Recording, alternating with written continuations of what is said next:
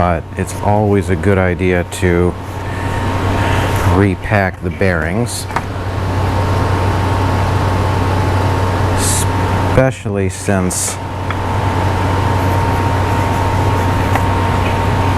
especially the outside one at least.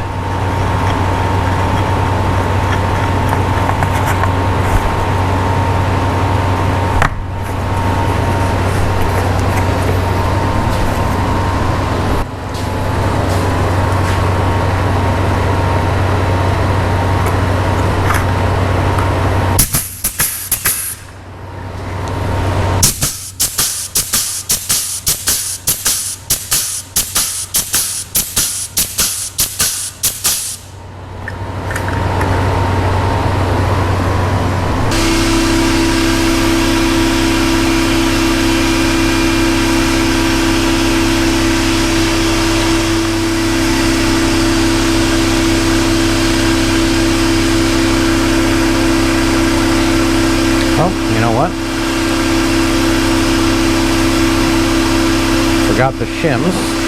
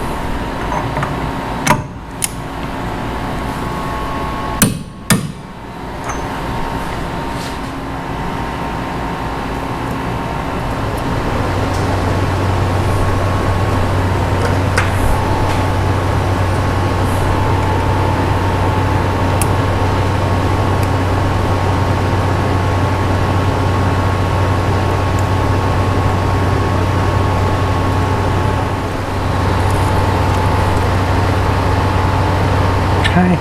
Now, if we were changing the bearings, you'd also want to get a dial gauge on this. There's a certain amount of end float. So the idea is you remove all of those shims that we had, you tighten it down until it doesn't spin anymore. That's how you know it's been drawn together. Then you take the bearing, the outer bearing out, you install some shims, put it back together, torque it, and measure the end float. And you kind of go back and forth and add or subtract shims until you get to the right spot. This setup isn't that old. It's already been done, so the only thing we're changing here is the rotor, and then we're going to do the pads in a minute. So because of that, I'm not going to bother redoing those shims, but just be aware that that is something that you would normally need to pay attention to. We didn't clean the outside of this.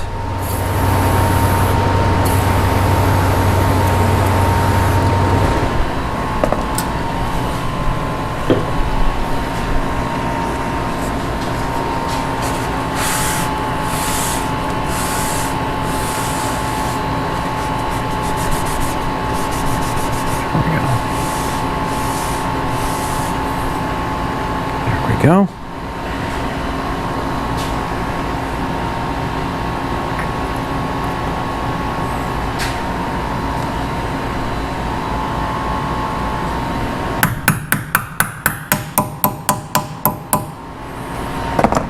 Okay, rotor changed. Now, for the pads,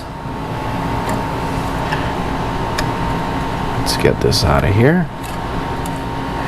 For the pads, what we're going to do is we're going to pull out these two long cotter pins. We have these retaining brackets here that just kind of helps to keep downward pressure on the pads. And then the pads will just slide straight out after that. So let's take care of that. Don't fall.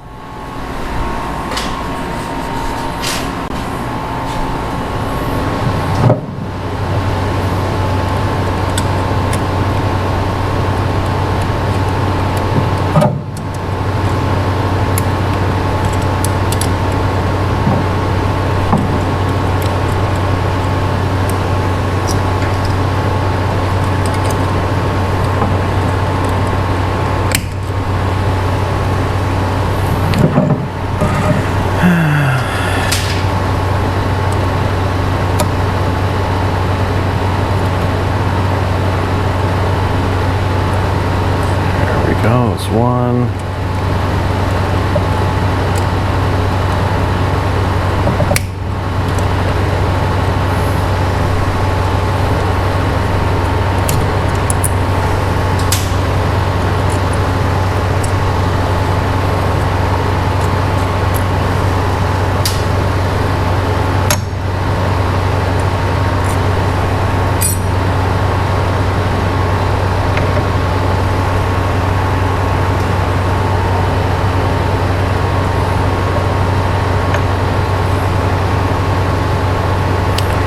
Okay, so I'm seeing that these pads are dry, which is fine. They're not supposed to make much noise when they're on, but when I assemble things, first thing I want to do is clean it. And then if you're getting a noise, there we go. If you're getting a noise, remember I said earlier, one of the things you can do is dampen everything. Now, by the way, these pads have plenty of life left on them. It is possible that this is the only step that was required, but I mean, honestly, the labor's the same to change all this stuff out anyway. You still have to take all the pieces out, so it wasn't that much more to just put in new parts for extra insurance. But if this is on your own car and you don't want to spend money on parts until you're sure, then there is a synthetic brake grease, and just apply it to the connecting surfaces. A little goes a long way. You don't want this to just spread all around.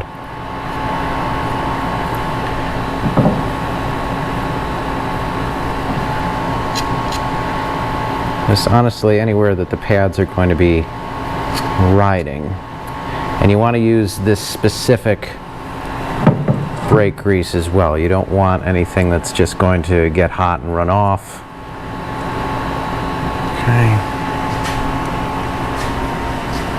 Because once you get grease on the pads, it's game over.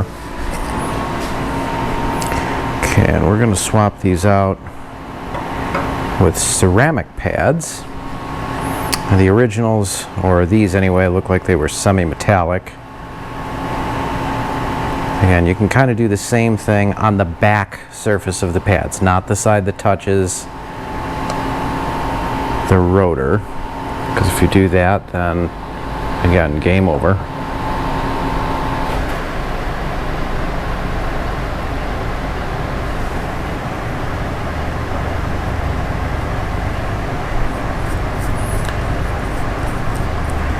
And this should help to prevent noise.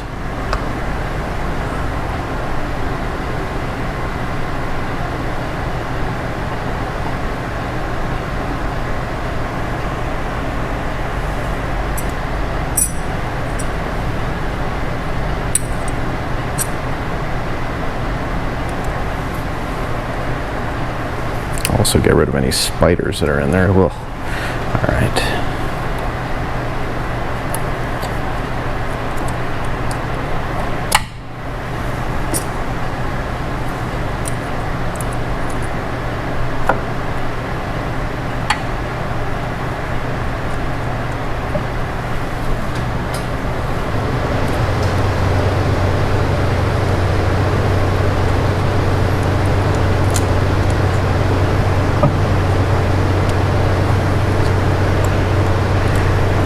harder to get the last piece in. That's okay. Just have some patience. It'll get done. There.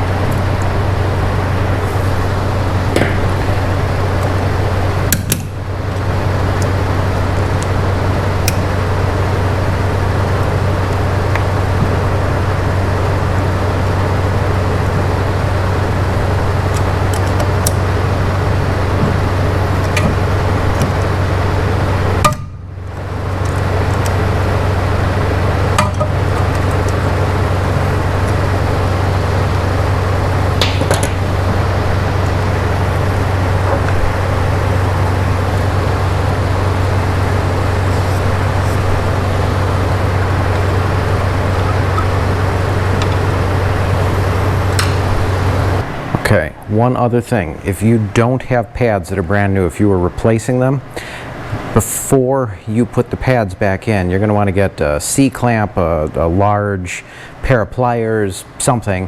They actually make brake pad compressing tools too. But anyway, you want to push the calipers, you want to push the caliper pistons back into their housing. Otherwise, you are not going to be able to get this off. Sorry, get it back on.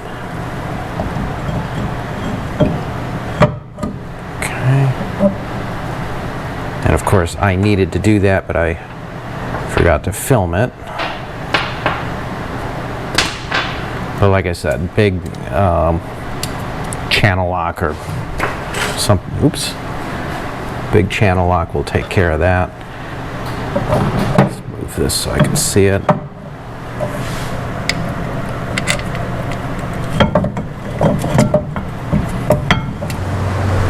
Of course, there is a torque spec on it, so we want to use it. If there is one in your shop manual, set your torque wrench.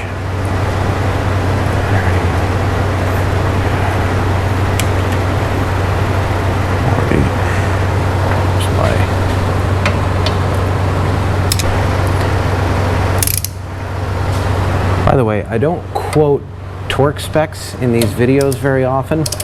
And the reason behind that is because you really need to have your shop manual. If you don't have your shop manual, your car could be very different than the one that I happen to be working on in these videos. Get a shop manual. If you don't have one, stop working on the car and go get one.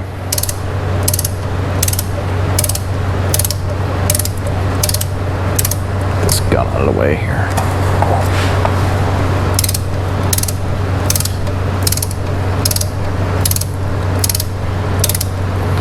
I could have started that with the other ratchet.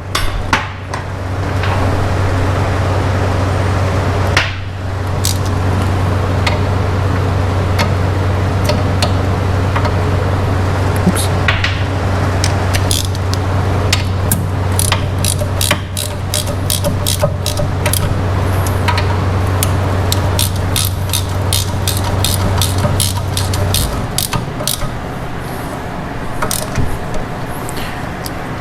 Okay, technically, by the way, you can replace pads. As you can see, everything you needed to do that was right here. If you are in a bind and you just need new pads, it's a great way to do it. You can also just disassemble the pads, pull them out, grease the back, use brake grease, put it back together. Maybe your noise will go away, maybe it won't. It's not that much more work to get the rotor off, but hey, I understand.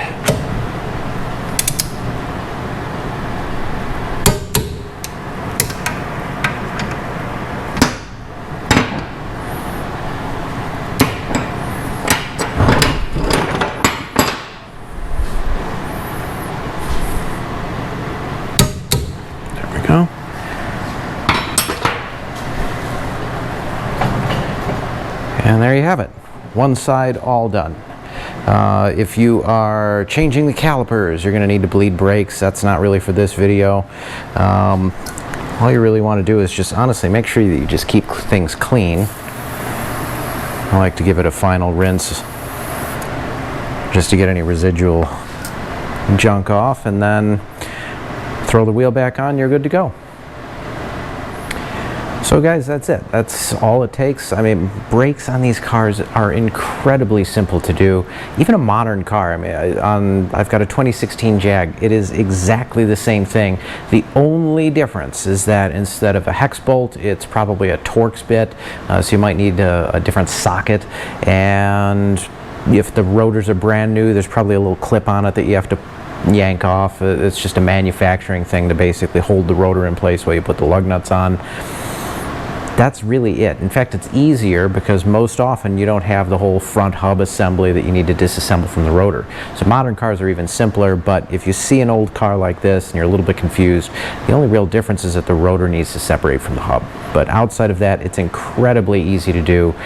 Brakes are really one of the first things that you can learn how to do on your car. So hopefully this is helpful to somebody out there. If you've got questions, post in the comments below. Otherwise, like, comment, subscribe. It does help the channel. I appreciate it, and I'll see you guys soon.